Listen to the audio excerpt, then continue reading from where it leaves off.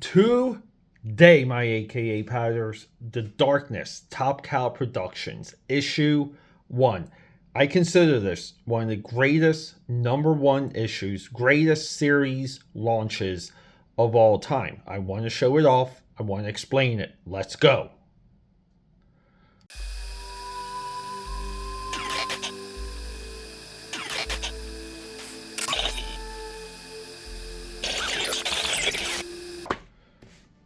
So there it is. Look, I just want to point this out. Some of you might say, hey, there's an Image eye. These guys were Image. No. During the time, the books that were Image were top left corner. What this is Marc Silvestri still feuding with Rob Liefeld. And here we have a special thanks to Image Comics. And when we go through the production crew and the infrastructure of Top Cow Productions, no one from Image is listed. This is a Top Cow effort. As an effort, this issue does it all. It creates intrigue. There's a little bit of mystery. It's a hell of a lot of fun. It's bloody.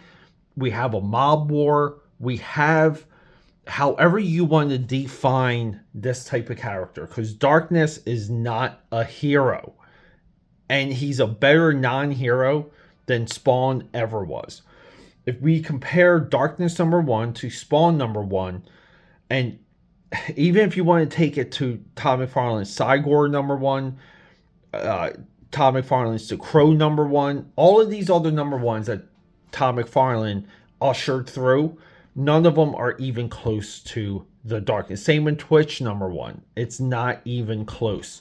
This is American comic book storytelling at its height in the 90s. So let's go. We have all the little darklings. I always liked the coloring here, where the light's coming up from the street. But this was so much fun, AKA Patter. So much fun to read this for the first time. We have some of that incredible Top Cow design work. If you guys see the movie 7, these are reminiscent of the credit sequence in 7. I love the multi fonts, the caps, the inner caps. This just sings design. And so many people will be like, well, you can tell it's from the 90s because look at all the different fonts. This makes it awesome. And I wish we had more design work that put effort in. We're in this like minimalistic graphic design era in print right now, and none of it works. I think it just doesn't look fun at all. But here we go. We have our boy here. Yeah, he's wrapping up a night out, getting his car. But here we go. We got Jackie. Jackie later becomes the Darkness. And what does he do? What does he do? Well, this dude's walking. What? Holy God. Oh, and there we go. Boom. Look at that. Oh my God, my legs. What the hell? Jesus. Jackie busts out of the car. Bada. That is, guys, grab your reader's attention in as little time as possible. Look at where we are. And Marc Silvestri does, we have another one. He does a babe walking. He does great walking, by the way. He's a great walking artist. Grab your reader's attention. And here we go. Look at Jackie, coming of age. I love the title. But yeah, this dude's bloody, dead, no legs. And our boy here, Jackie. Look, more great walking. Look at those wrinkles. I love the pleated pants. Yeah, Jackie's got to go to the club, and guess what he's looking for? He's looking for my milk. So we don't know if it's milk or milk's like a code, but he meets this girl, and he goes, not me. I was born for the high life. You know where this is going. And AK Powers, real quick, look at that coloring in the background. It halos Jackie, draws our attention to him. It's awesome. And and this is somewhat realistic, because if you've been to places like this, they almost seem to be like rooms within rooms a lot of time, where you have like a halfway decent like upscale bar, but then it's like a rave a couple feet away. And look at the outside. Just look. Amazing car. We have the atmosphere set. So let's look. The bartender knows Jackie's up to no good. He gets the girl, gives the bartender a nice tip, because the bartender's like, she said, look, Jackie, I just heard you promise to get that girl a walk-on role on The Simpsons. But boom, he ends up with the girl. And then we have these mystics, these other beings, and they're watching Jackie through a portal in the floor. They're watching him bang this girl, and they're like, he is the one, he's the chosen one. Because if I know that Angelus, that smug bitch was already made her planes. The Angelus has already made her planes. We see a little bit of that here. Someone watching Jackie. So a lot of voyeurism. Not quite. This is the one page that kind of keeps you hanging. We don't get more of a definition of anything here, but we just know there's like multiple entities watching Jackie. And then we get notified of this mafia war. This is Jackie's crime family. The dude that he killed in the beginning was about to get married. And he's of a rival family. And that triggers this war. Jackie suspects that this guy who's sweating ratted them out. And as he does that, a grenade gets thrown through the window. Don't worry, the guy escapes. But Jackie, look, Jackie just knees the dude right in the gut. Throws him. Look at that amazing Marc Silvestri pose there. But throws him. The guy lands on the ground. Everything explodes. The dude lies there dying. And we have some like good Garth Ennis-ness. Look, I actually didn't rat on you, Joey. How about that? No hard feelings. No hard feelings. And, like, end scene, we're moving on. And we're at night. So Jackie's just, loading his gun. He's saying, look, I tried to find the guys. Like, I tried to find the head of the other family. Couldn't do it. So he's, like, a little disappointed. But he's got his Uzi. But then, right, as he's sitting down with his Uzi, boom, the darkness takes hold.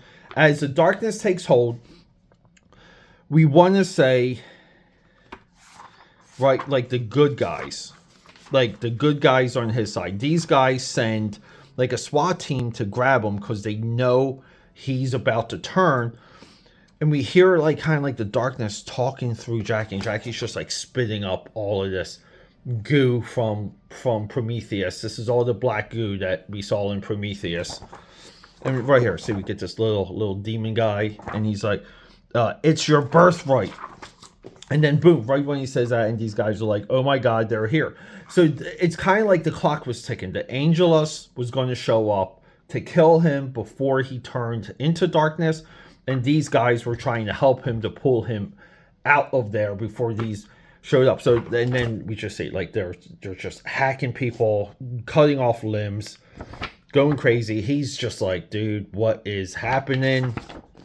But he becomes a little bit aware, and some of the darkness comes through, and look, jumps right through this angel's head. The split of the page kind of hides it a little. And then we get this, one SWAT dude. He's got the sword in him, and he's like, hey, I can end your life quicker, easier, without pain if you tell me what the hell's happening. Well, that doesn't quite happen because the rival shows up now. Now, this is the mafia rival. So, this is like the third entity that showed up to Jackie's apartment. We have the SWAT team from the monks. We have the Angelus, the angels from Angelus. And then we have the rival gang member. And he gets Jackie and he just, look, dude, he empties the shotgun right in his face. But then Jackie turns into darkness. And then here we go. He just takes this guy. So this is where we find out that they hit his Uncle Frankie. Like, basically everyone here is almost dead. Jackie gets on the phone with them. And he goes, well, I'll end this. He goes, look, I'm going to end this thing tonight. So he goes to the mafia dude's house with these amazing dogs. Right, you always judge an artist by how well they can draw dogs and cars, right? Dogs and cars. I don't care if they're profile shots. aka Patters, judge Marc Silvestri by how well he can draw cars. Yeah, and we get this guy, you know, he's crapping. They say you can take a dump in peace. We have the place surrounded. We're good to go. We also have Uzis. But guess what happens? Here we go. This is what I mean about pouring it in. Leave nothing behind. Because, yeah, this is such a good gag. You're like, oh, we're going to do this in issue 5. We're going to build up to this. No, he comes up through the toilet, drags a dude, breaks him in half, drags him into the toilet, and then here we go. We're done. To be continued. Jackie is the darkness. And then Marc Silvestri kind of does a little write-up about how much he loves collaborating. He loves working on pages, but he's been tied up. And look, all the things he says in here. It's like he leaves a laundry list. But he goes, look, busy with many things, developing television shows, toys, films, and of course, new comics.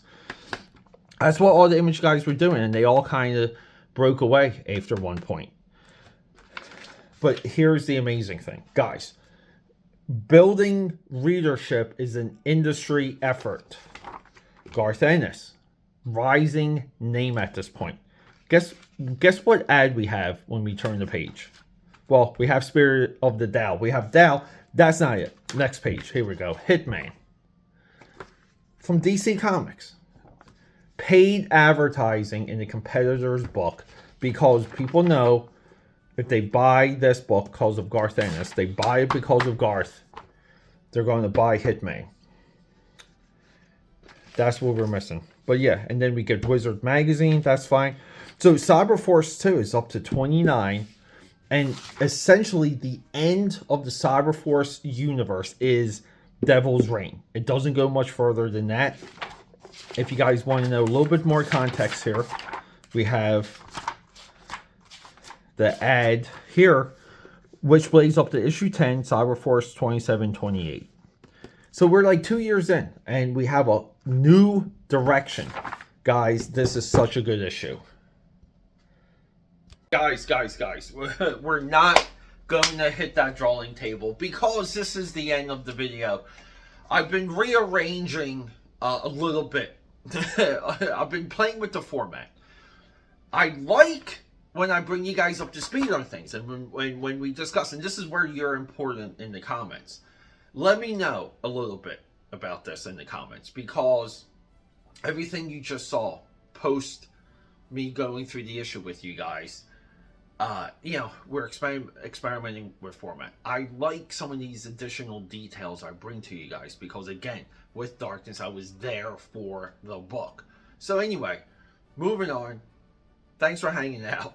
Sorry to confuse you. Rock and roll. The Darkness #1, published by Top Cow Productions. My AKA Powders, welcome back to another hashtag lit episode of Top Cow Tuesday. I'm your host, DeLuca.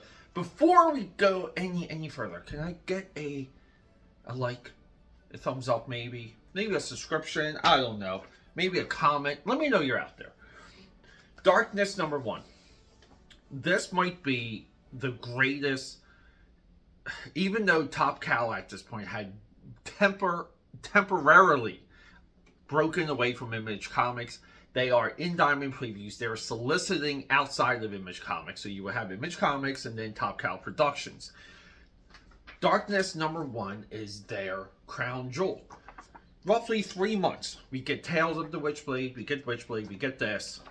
We start hyping up Devil's Reign. Devil's Reign, the Marvel comic book crossover, essentially is the end of the Cyberverse. Witchblade is 10 issues in at this point. Month 8 or 9, first appearance of Jackie Ascalado.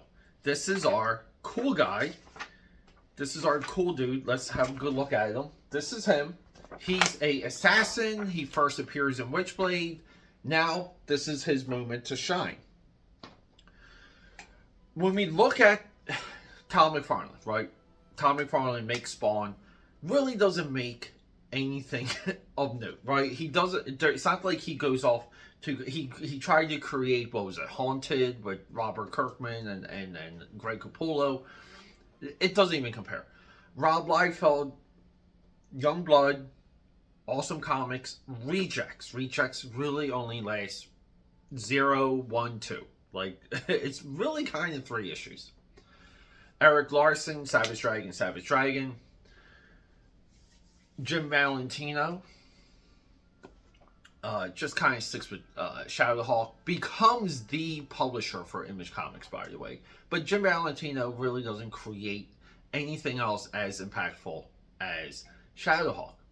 Jim Lee, Wildcats. But then he moves into and he launches Divine Right after a sabbatical. He kind of just goes into managerial admin mode. Doesn't draw a lot of comics for some time. Marc Silvestri has done something similar. He has broken away from Cyberforce. David Finch has inherited the throne, and David Finch steers that ship. He steers it all the way into Cyberforce issue 25. So roughly 10, 11 months of no Marc Silvestri in Top Cow Productions. But here we go. Marc Silvestri and Garth Ennis, David Wall, Steve Fairchild, David Heisler, and Batt. Creative team here, guys. They launched Darkness. And this is the beginning of Marc Silvestri trumping everyone around him when it comes to his Image Comics contemporaries. Cyberforce does well, right? Cyberforce nearly makes it to a Saturday morning cartoon to compete 1-to-1 with the X-Men. That doesn't quite happen. But Cyberforce goes into action figures. The first Image, like 3D figures, they're bendables, but they announced the Cyberforce bendables. That doesn't happen. But Cyberforce is impactful. It gets merchandise, it gets sold. It is worldwide, even just through KB Toys alone.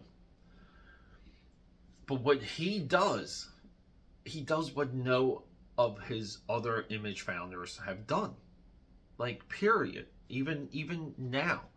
He creates another crazy, amazing book. Now, he's already this is co-creator credit, but he's already behind Witchblade. So it's like Cyberforce, all of those characters, Witchblade, that whole universe, and now Darkness. And Darkness, when it comes to an issue 1 launch, is my absolute favorite of all of them. I think this is the definition of what I call pouring it in. There's enough story here for 2 years worth. I mean, it could be a 2-year-long mob war. But the war essentially ends with issue 1. The darkness comes over Jackie in issue 1. He becomes more aware of his powers in issue 1. All of these things I'm saying could be drawn out. And I call it pouring it in because the feeling I get when I read this is that they're swinging for the fences. This has all of the ideas, everything you should like about the character, all the big concepts, and they tell you everything and you see it all. It even has the Angelus, the glowing angels that that don't take any crap from anyone. All of the concepts are in here. Not a lot is teased. As a matter of fact, nothing is teased. As a matter of fact, there's no cliffhanger. It's just to be continued. I feel if this one issue was made today, this would be 3 trade paperbacks worth of material. It's amazing it's here, and it's something I don't see a lot of anymore. Everybody wants to do these giant, grand storylines, and they're holding things back. But they're not pouring it in. Pour everything in and then figure things out. The darkness, number 1, is an absolute definition of that. Let's hit that drawing table.